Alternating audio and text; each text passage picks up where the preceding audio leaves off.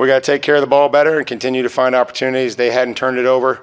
And then when their gimmick plays ran out, I thought we played pretty good defense. I don't even know how the NFL is functioning right now, because this season isn't football anymore. It's pure chaos on national television. Every single day, something breaks that makes you stop and say, "What did I just hear?" And today's shocker? Mike Vrabel just lit the fuse. Out of nowhere, he took a direct shot. And of course, it's aimed straight at the guy who's been testing the patience of every Browns fan alive, Kevin Stefanski. Vrabel didn't sugarcoat a thing. He called him a gimmick coach. Yeah, you heard that right. Gimmick coach. But I'm telling you right now, this the real thing. This is the real thing. October 26th, Patriots versus Browns. A game that had everything except, you guessed it, Stefanski's offense actually showing up when it mattered. Smash that like if you're ready to unleash Shedeur. Drop SS100 in the comments if you believe he's our future. Cleveland came out swinging in the first quarter. They looked alive. Drives were crisp, execution was clean, yards were coming on the ground and through the air. They even punched in an early touchdown to grab the lead. Browns fans were feeling it. Finally, some hope. But hold up. Before we start celebrating, let's keep it real. Was that really a strong start?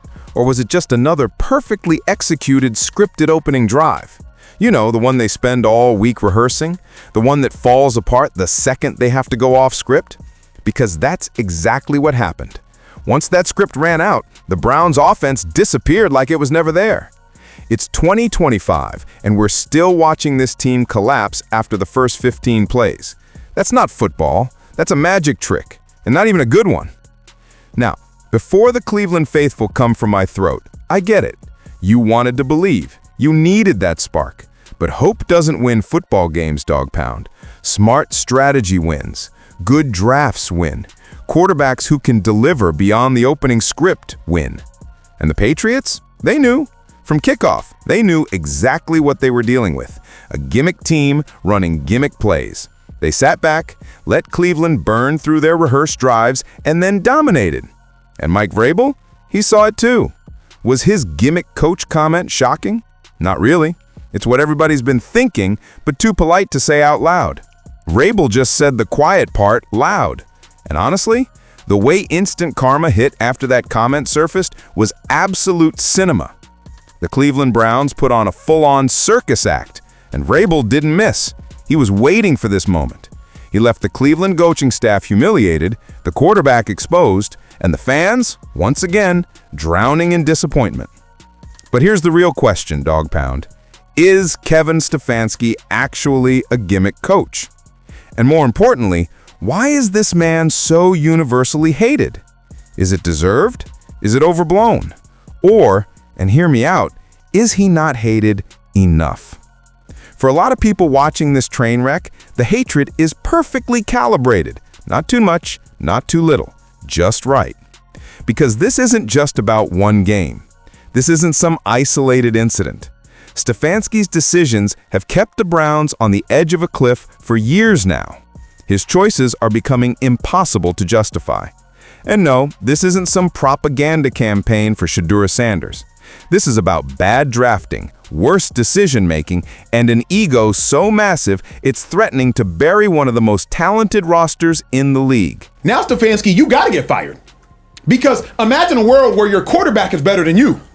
Imagine a world where your quarterback is more desired than you.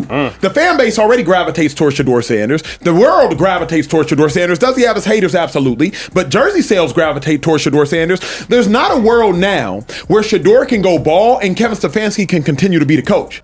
Credit where it's due, the kid showed up in the first quarter. He led the offense well during those scripted drives. His touchdown pass gave Cleveland that early 7-3 lead. He executed the game plan cleanly. But here's the thing about high-pressure NFL football. It demands more. Once the script ends, you need a quarterback who can adapt, who can make plays when the defense adjusts, who can win when things get messy. And Gabriel? He's not there yet. He's a rookie who's been thrown into the fire without a lifeline. Is that his fault? Absolutely not. The real blame falls squarely on the coaching staff, specifically the coach who still hasn't figured out what's going wrong.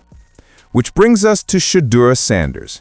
And no, we're not rehashing what everyone already knows. His talent is undeniable. His college domination speaks for itself. But here's what nobody can explain. Why was he replaced by Dillon Gabriel in the first place? What was going through management's heads? Because if you think this was just a routine rotation or some innocent depth chart decision, you're not paying attention. And please don't feed me that tired, he's injured excuse. He's not. Shedeur's made that crystal clear himself. Dillon Gabriel looked like Dillon Gabriel. His luck finally ran out with the picks. He also gave up a safety. Chris, I've seen enough. I said I've seen enough last week. But if Shedeur can't stay healthy, you're going to get him on the field. Chris, did he work out on the field before the game? Yeah, tried to get loose and get ready. How do you get hurt? They won't even let the kid play. This decision raises massive questions.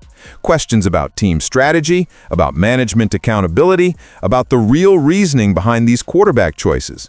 The message it sends to players and fans alike is damaging Cleveland's credibility with every passing week.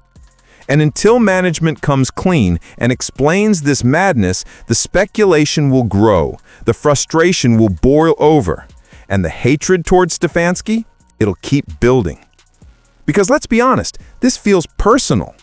Why would a coach risk a young quarterback's entire career by benching him in his prime for a rookie? If there were no better options available, fine. If Shedeur was actually injured, I'd defend Stefanski to the death. But that's not reality. The reality is Shedeur has the skill, the composure, the football IQ, and the proven ability to lead this team. So benching him doesn't just raise eyebrows, it makes the entire football world stop and ask, what's really happening behind closed doors? It's one thing to stick to a game plan. It's another entirely different to sacrifice a player's development and momentum, especially when your alternative isn't clearly better. And that's why this has become unbearable to watch, which is why the calls are getting louder. Stefanski needs to go. But what Kevin Stefanski is telling all of us straight to our faces is that Dillon Gabriel is his guy, and he will never start Shedeur Sanders unless Dillon Gabriel can't play. He might even play Bailey Zappi before he plays Shedeur Sanders. He might go ask the Baltimore Ravens to trade back for Snoop Huntley before he plays Shedeur Sanders. He might even go ask the Bengals to trade Joe Flacco back so he can be the starter before he plays Shedeur Sanders. He might even go to the Raiders and get Kenny Pickett back before he plays Shedeur Sanders. The only way this Cleveland Browns team gets better this season or into next year is if Kevin Stefanski is not there. Because right now, the only voices defending Stefanski's decision to bench Shedeur are a handful of radio personalities on 92.3 The Fan. And even that support feels manufactured, scripted, like they're reading from a teleprompter instead of speaking from the heart. But 92 The Fan is, they kind of be pushing an agenda. Like, that's what I don't get. Like, their media structure is like weird as hell. It's like one person on the show hates Shedeur, the other person gotta like Shedeur. It seems scripted. I just gotta be honest, bro. This whole narrative in Cleveland, the way y'all media is structured, seem very scripted and whitewashed. So, here we are, Dawg Pound, waiting, watching, wondering what's next in this circus. Because I've got a feeling something even spicier is on the horizon. And when it drops, you better believe we'll be here to break it down. Make sure you smash that like button and subscribe so you don't miss a single second of this chaos. Drop your thoughts in the comments. Do you agree with Mike Vrabel? Is Kevin Stefanski a gimmick coach? Or are we all just watching the same tragedy unfold for the 100th time? Let's hear it, Dawg Pound. Peace.